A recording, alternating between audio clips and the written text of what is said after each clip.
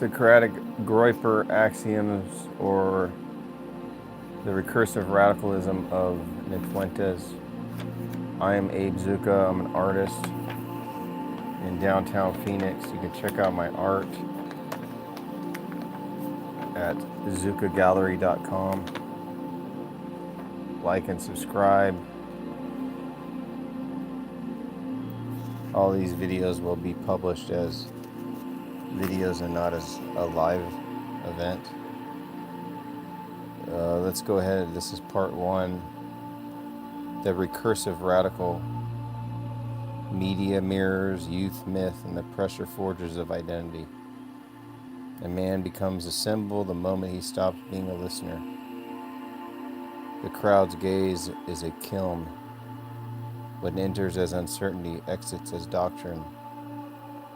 Every political conversion is a drama of mirrors, an echo chamber mistaken for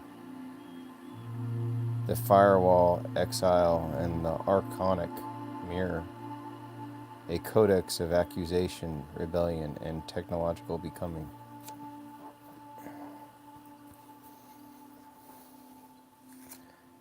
To be named is to be summoned.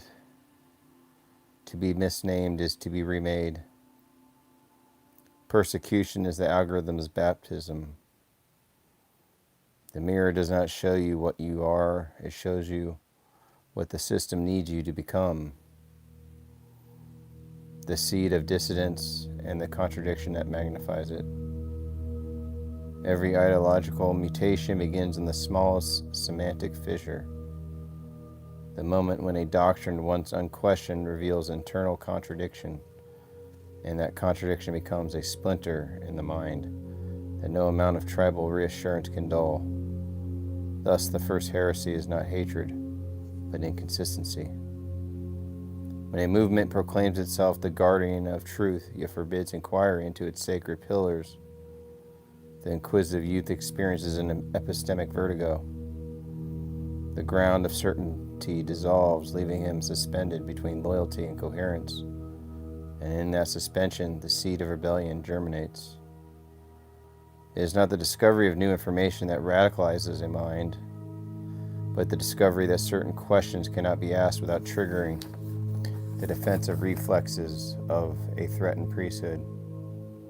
He interprets this not as boundary maintenance, but as revelation by omission.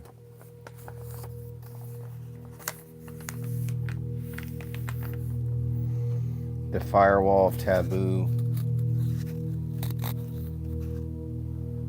and the social exile it produces. The first enforcement of a taboo is always gentle. Tone it down, ask differently, not like that. But beneath the courtesy lies a computational imperative. The network preserves its signal integrity by suppressing destabilizing queries before they reach a contagion threshold.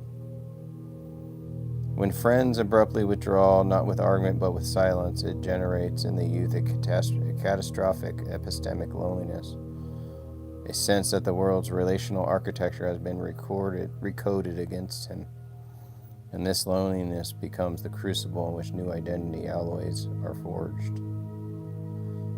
Exile delivered without explanation, only with accusation. Only with accusation operates like an electrical shock, and the psychic security the system intends to halt. Yet often the shock burns a new groove, deepening the very question it sought to extinguish.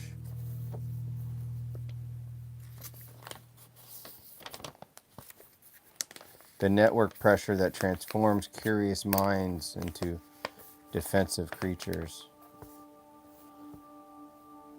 Under unrelenting social pressure, the youth begins to mistake hostility for significance and significance for destiny. Thus, persecution becomes the catalytic reagent that reconfigures his worldview around the axis of self-justifying drama. He imagines that resistance proves correctness, unaware that systems often resist not because truth has been spoken, but because malfunction has been detected. Rebellion and revelation feel identical from inside the novice's skull. Isolation amplifies certainty in the absence of counter voices.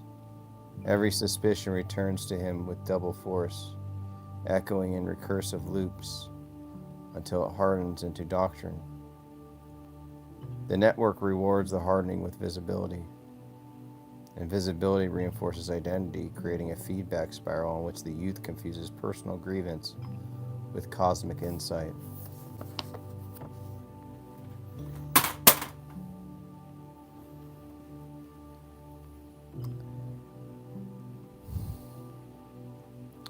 The break with old order and the geometry of reaction.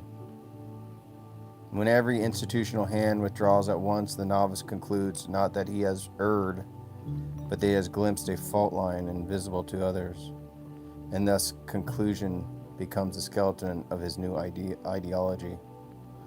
His disillusionment with the establishment tribe is not the end of belief, but the beginning of myth.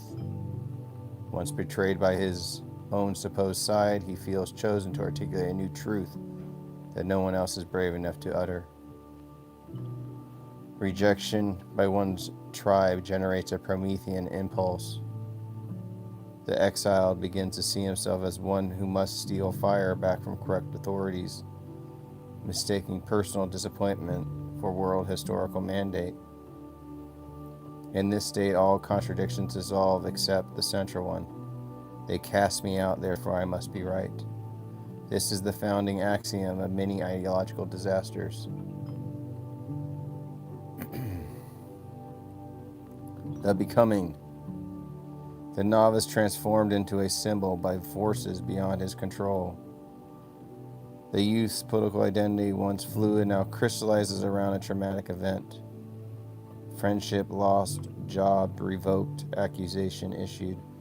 Trauma becomes architecture, injury becomes blueprint. He does not choose his new form. The system molds him by compressive force, shaping him as one shapes a lens, narrowing his field of view while intensifying his focus. The final question of the mirror: did the accusation create the belief? Every radical must eventually confront the unbearable question. The unbearable question: did I seek truth, or did I merely become the mask the system affixed to my face? Did I seek truth, or did I merely become the mask the system affixed to my face? If condemnation came before understanding, then the self he has become is at least partially an artifact of external hostility. And to admit this is to destabilize the entire edifice of identity he has built. Accusers often believe they are preventing danger, yet in prematurely naming a monster, they sometimes call the monster into being. For identity grows towards the language that surrounds it. Thus, the deepest danger is not ideology, but misrecognition. For the youth who stares too long into the accusing mirror risks inheriting the reflection as destiny, becoming what the system feared, not by intention, but by echo. Origins in the algorithm, the formation of the proto-self.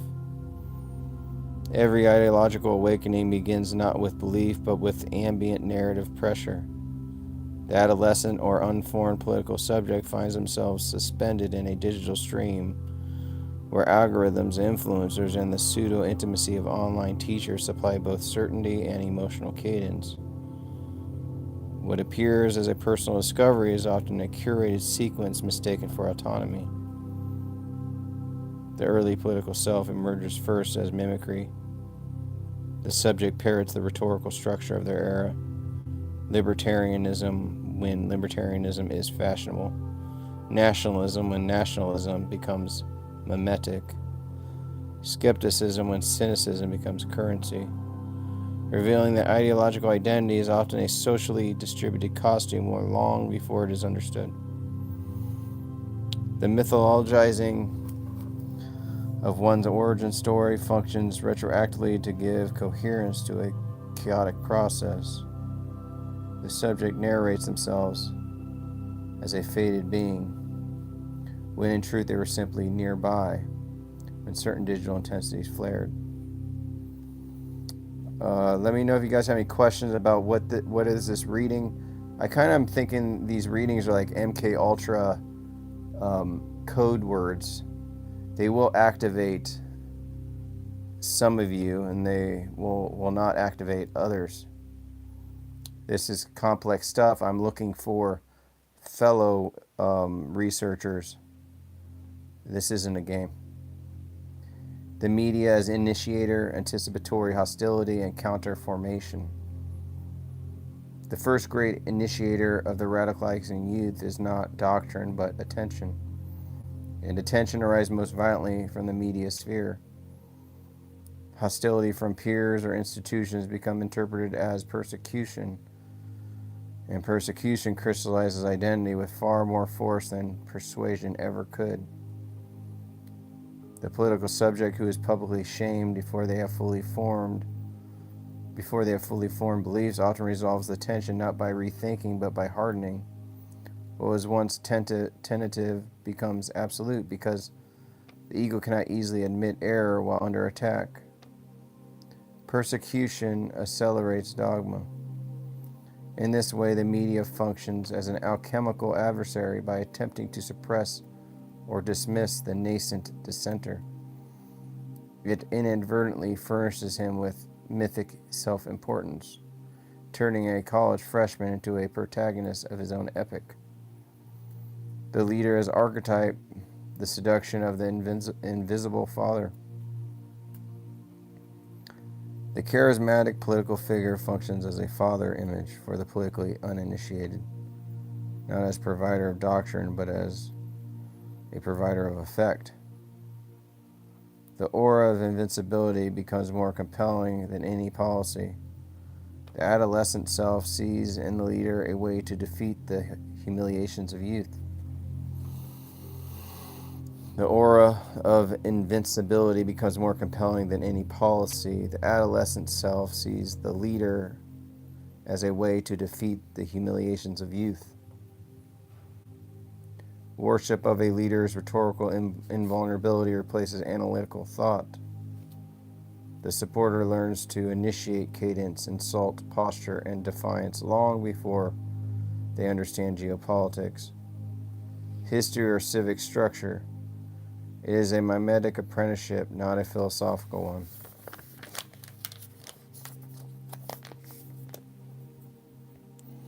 The archetypal bond is strengthened when the leader is portrayed as hated by elites, media, or institutions.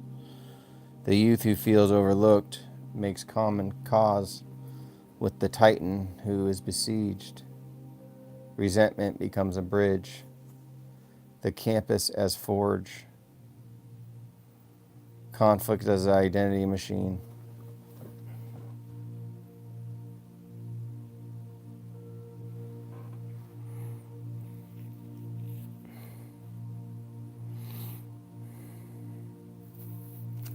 The university, intended as a site of intellectual pluralism, becomes instead a crucible for ideological extremity. When social ostracism replaces debate, the subject learns that visibility is dangerous, and thus visibility becomes intoxicating. The clash between the isolated believer and the campus majority is experienced not as argument but as existential drama. Every insult becomes a martyrdom. Every confrontation becomes mythos. Every debate becomes an arena where the self proves its worth.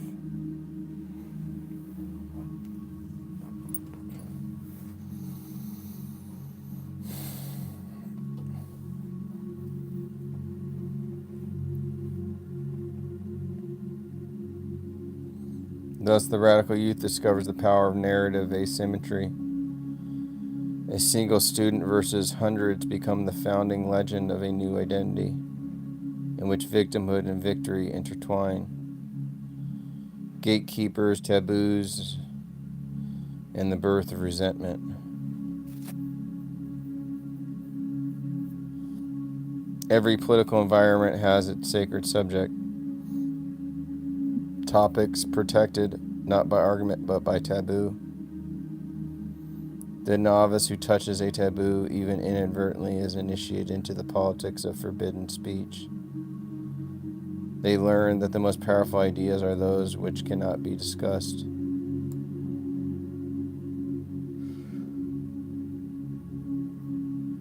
Condemnation by gatekeepers, especially sudden condemnation from admired elders, produces a schism. They reject youth either retreats. The rejected youth either retreats into conformity or forges a counter identity in defiance.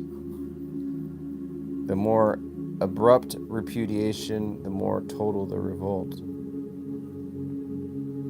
When a young believer is told prematurely and without explanation, "You are monstrous," he becomes a monstrous, not by nature but by reaction. The accusation precedes the transformation. Identity follows stigma. The application, destiny, how a minor incident becomes a cosmology. Once the subject realizes that attention, favorable or hostile, magnifies their presence, they begin to treat every event as destiny. A tweet becomes a sign, a debate becomes a prophecy, and conflict becomes revelation. The world seems to conspire to shape them. In this mythic inflation, narrative replaces nuance. The youth believes he has uncovered truths hidden by the powerful, when in fact he has uncovered the psychological thrill of rebellion. The exhilaration becomes indistinguishable from insight. Over time, the individual ceases to describe events and begins to interpret them as symbols, entering a self-authored mythology where every antagonist is an archetype and every obstacle a right. The radical mirror, a system producing its own critics. Thus, the modern political radical is not formed by fringe texts, but by mainstream contradictions. Censorship produces the censored. Ridicule produces the defiant. Premature accusation produces the ideologue.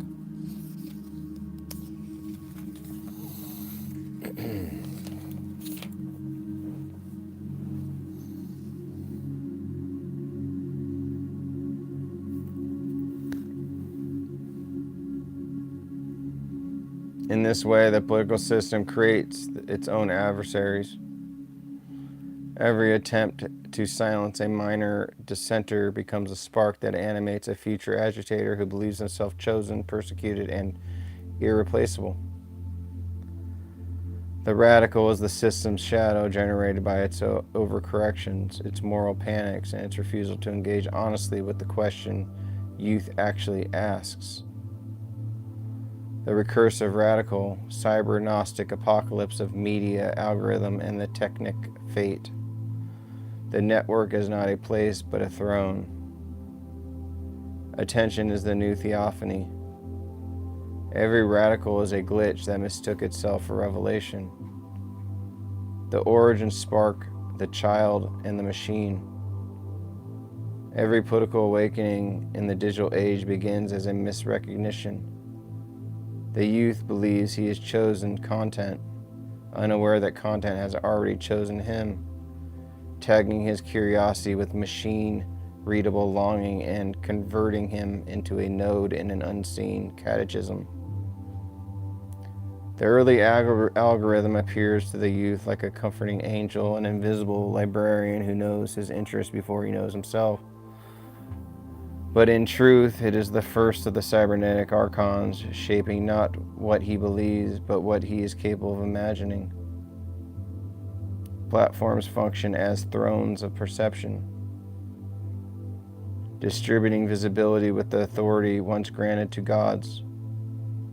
And the child, raised with their glow, learns that identity itself is a series of computed permissions.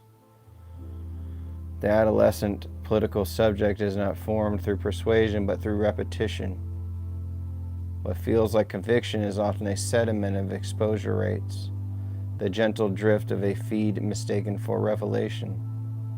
Thus, the proto-radical is born not from doctrine, but from interface intimacy, the feeling that the screen whispers uniquely to him, offering companionship in a form of curated dissent.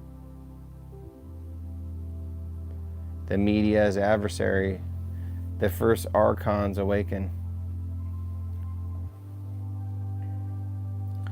The first true initiator of the radicalizing youth is not an idea, but an enemy. The moment he discovers the media's gaze as adversarial, he discovers also the sweet narcotic of persecutions as identity. Public hostility is the digital market of attention produce a feedback phenomenon. The more he is condemned, the more the machine amplifies him, and amplification masquerades as purpose. Yeah. The media's attempt to dismiss, ridicule, or shame the emerging dissenter functions as a kind of baptism by antagonism. Hostility consecrates him into a narrative where he is no longer a boy but a protagonist. Every insult levied against him becomes an ontological adhesive. The ego, still gelatinous, solidifies under a heat lamp of conflict until the youth believes he has always held those positions. Thus, the media, intending to extinguish a spark, inadvertently provides the oxygen necessary for mythic combustion. The leader signal, the charismatic transmitter.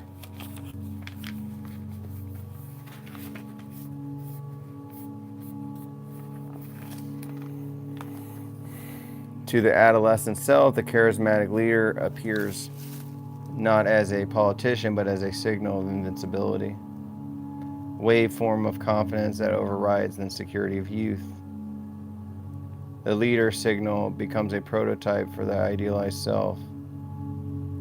The radical learns posture before doctrine, tone before argument, invective before ethics. The leader is absorbed as mimetic father, and the youth begins to derive moral courage from the echo of a man he has never met. The father's voice becomes a prosthetic spine.